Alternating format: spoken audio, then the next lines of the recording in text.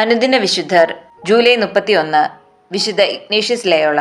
ആദരണീയനായ ഒരു പടയാളിയാകണമെന്നായിരുന്നു വിശുദ്ധ ഇഗ്നേഷ്യസിന്റെ സ്വപ്നം. പക്ഷേ യുദ്ധകളത്തിൽ ഒരു പീരങ്കിയുണ്ടയേറ്റ് അദ്ദേഹത്തിന്റെ കാല് ഒടിഞ്ഞത് അദ്ദേഹത്തിന്റെ ജീവിതത്തിലെ സമൂലമായ ഒരു വഴിത്തിരിവായി.